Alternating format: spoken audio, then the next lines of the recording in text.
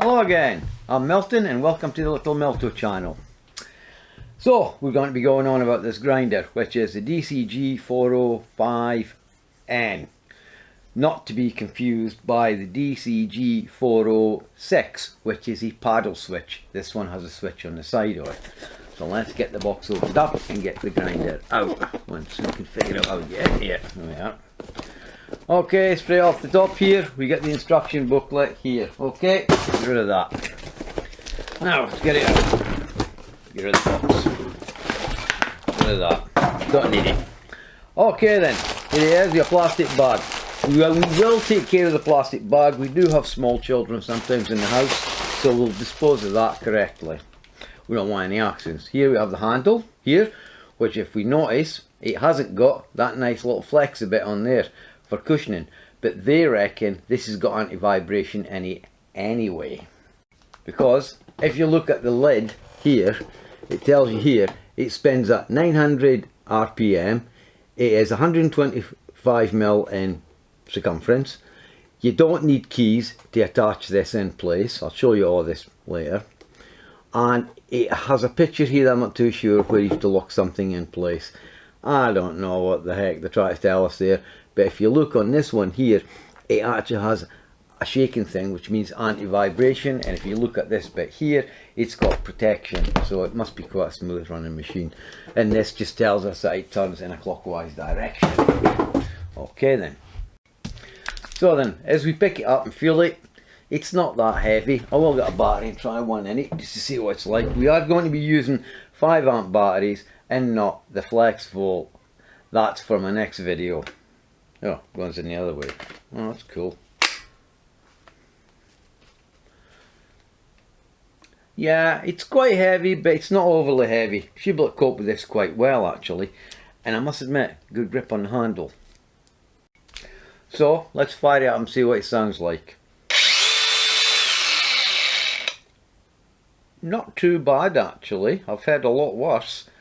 And it doesn't vibrate too much, so it has got anti-vibration in it. In other words, it'll be a balanced motor inside it, I would imagine.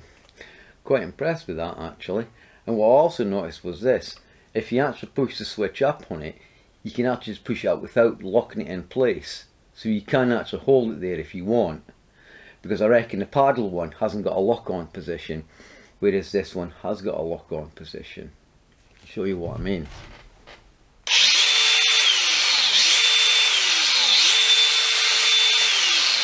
Okay, that's enough noise, I think. Now, what I think I'll do here is, I think I'll go in for a close-up shot on this, rather than trying to run through it for this distance here. Okay. Now, if we look down here at the bottom end of the handle, you can see here, like wire mesh in here. This is to stop big particles or debris from getting inside. I know for a fact that grinders do suffer from this, because periodically at work we had to blow them out with the air line to actually get any of the particles out, and they do suck in quite a bit because the air is sucked in here and is blown out up the top end up here. See? Now you undo the screw here to clean it out. These can be considered as a good thing or a bad thing. The bad side is, if you don't keep these clean and clear, the chances are you'll stop the airflow from getting inside and you'll just overheat the motor. But luckily these things have protection in them, so it should just cut out on you anyway if you started that carry on. And if you turn it over, we see again that they're on this side as well, and there's a screw. You just undo that, take it off and clean it. And if you look up on here, you see a picture of a disc brake, a hydraulic disc brake, which means it's got a brake on board it, you see. So that's a good idea as well. I like that. And all it says up here is, I'm just going to bring this in a shot here. It's probably a bit too close. If you can see it maybe that way better. Here it says brushless motor on it. And if you look up top here, you see the performance protect symbol here. Let's just angle this camera up a bit. Oh no, can't switch. There, you can see it better now. There.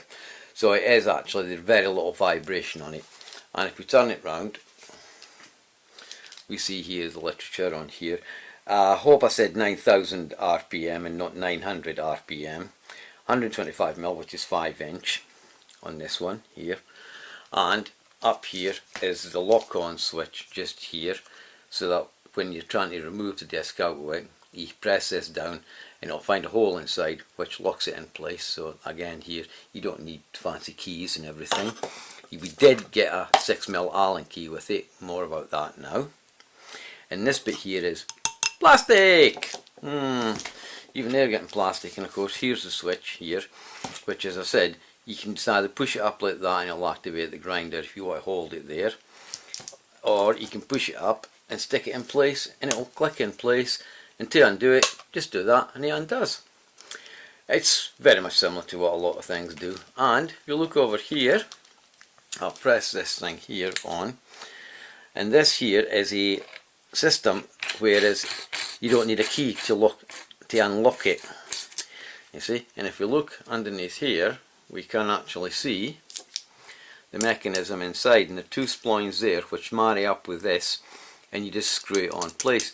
Although it must admit, it does seem flimsy, very flimsy.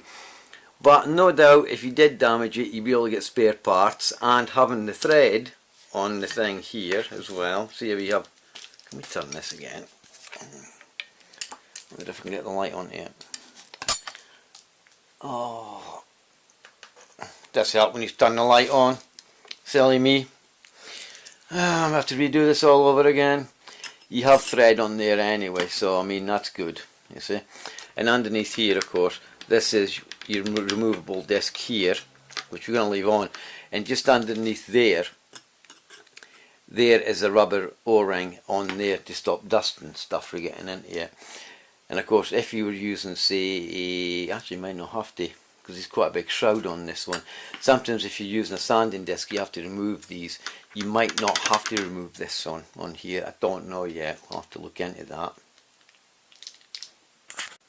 Now, underneath here, there is a little lever.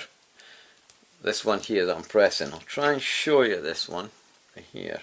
You do this, and you actually turn which direction or orientation you want this to be in for the guard. It's actually very butch. I'm going to have to actually take this off and I'm going to let you see it.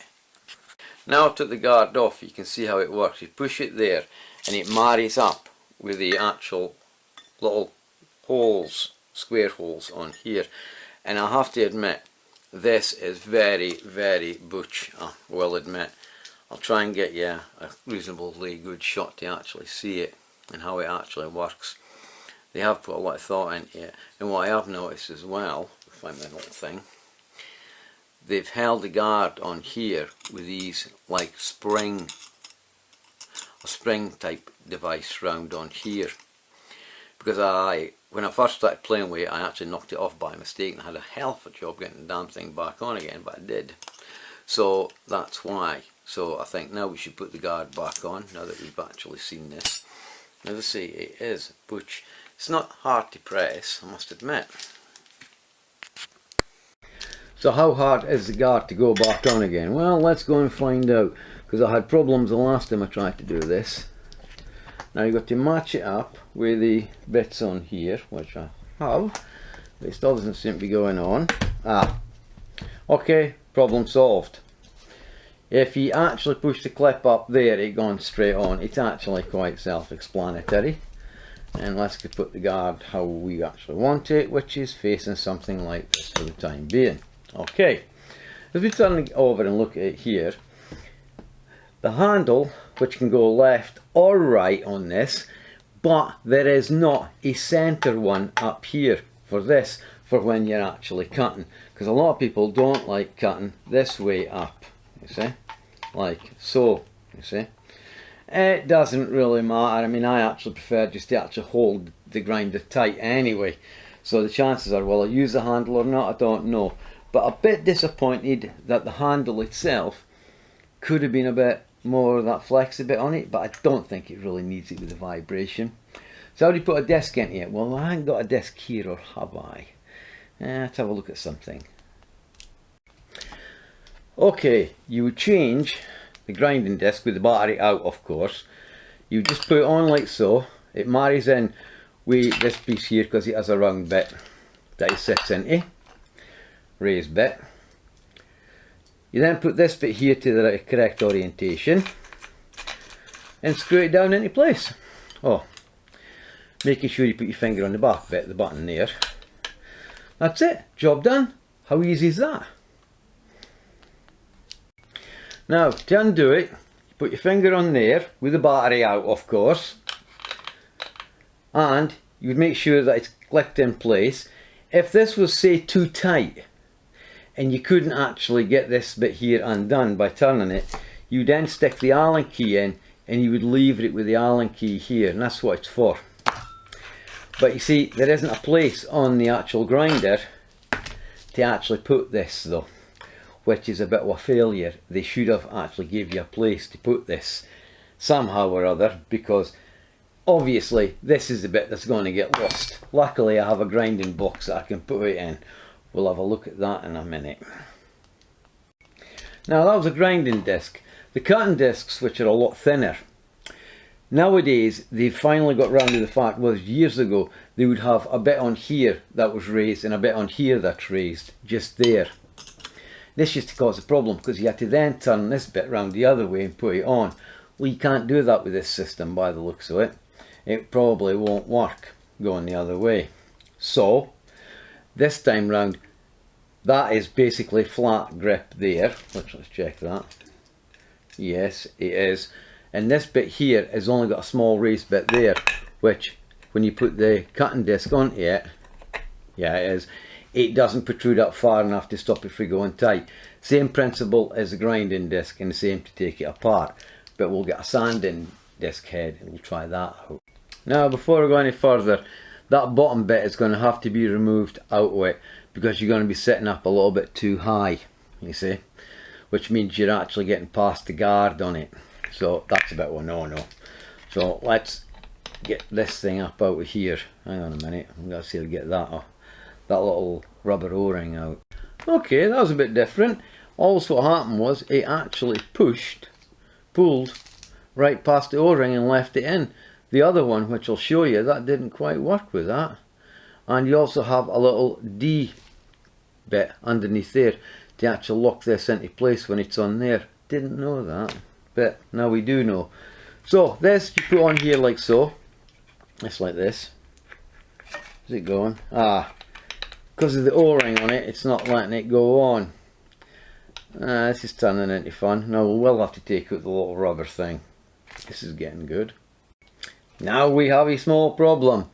None of the sanding discs actually fit on it correctly. What do I mean? They'll go on, but unfortunately they kinda, when you put them on, you can't quite get them to the right position inside there. They want to move about a bit. So what I'm going to do is I'm just going to go ahead now and I'm going to try it out to see what actually will happen, to see whether or not it will centralise on this.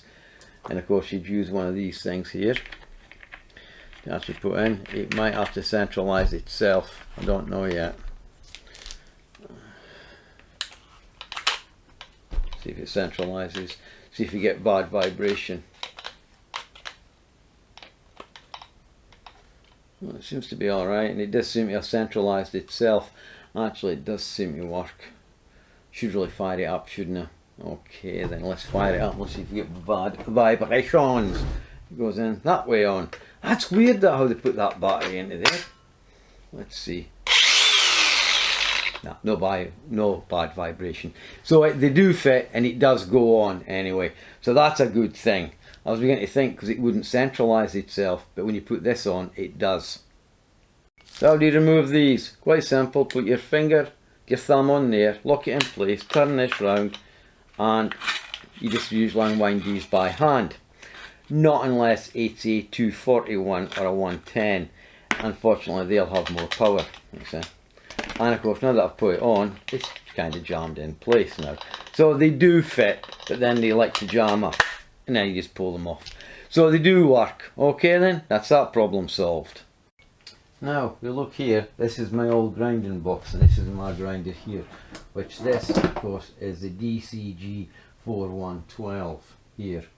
This is what the grinding son bought me, this one. And over here we have the bits here for the sanding discs. And over here we have more bits actually for the grinding heads, and we have discs here, and there's a handle for it, which is absolute crap. And as we open it up, we look further inside, and what we see inside is the actual cable grinder down here, you see, which I only use for big extreme jobs. That's the only time we ever use this, you see. And there we have in here the spare extension lead as well.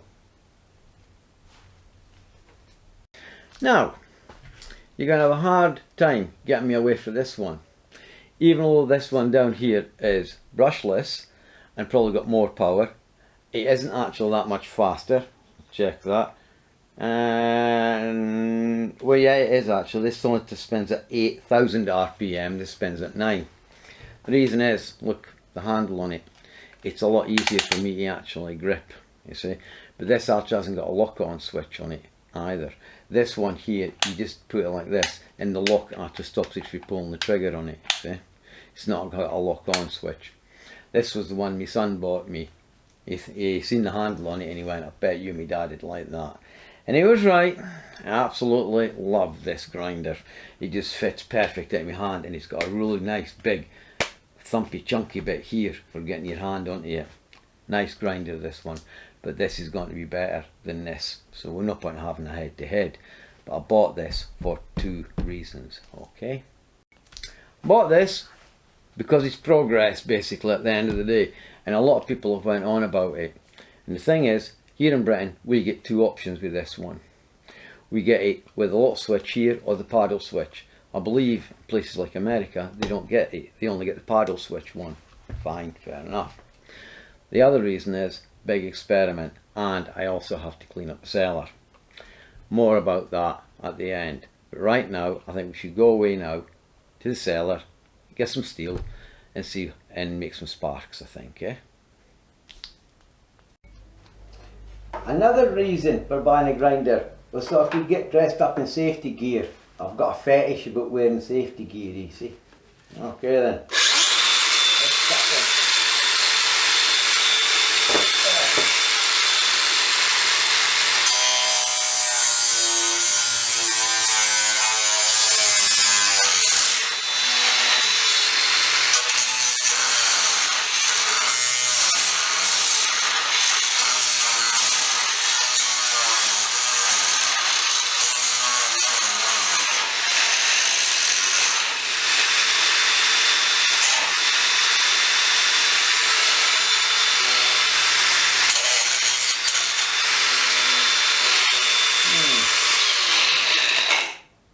Ah, disc come loose. Thought there was something wrong. Used to be tighter, I'm afraid to say. Okay, first fail.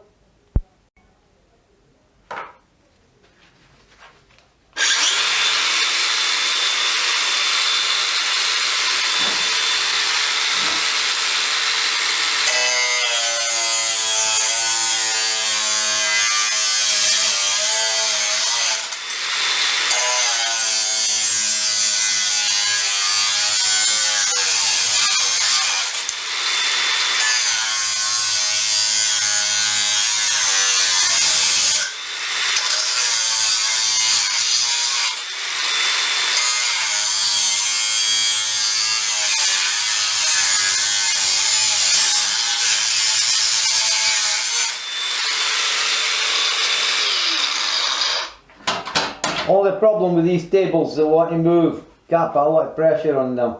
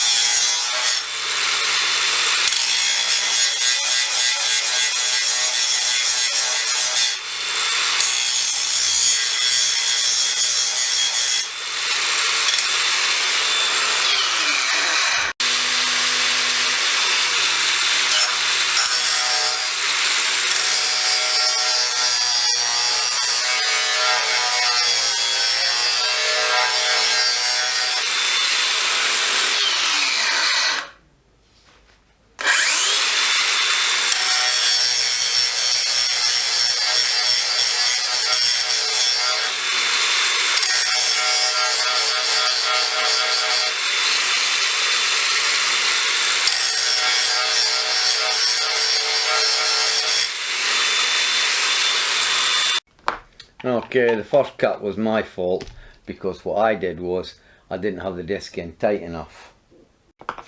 So how hard is this to come off? We'll just press the button, just spin that to there. Ooh, quite tight. It's not that tight. It comes off no problem at all. Relatively easy, I must admit. Anyway, what's up next then? Why else did I buy this for?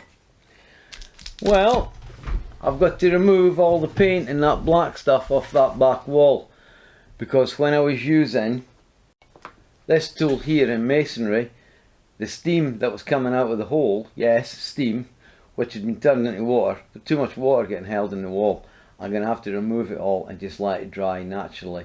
You cannot put paint on top of that, it just isn't going to work, even though it was masonry paint.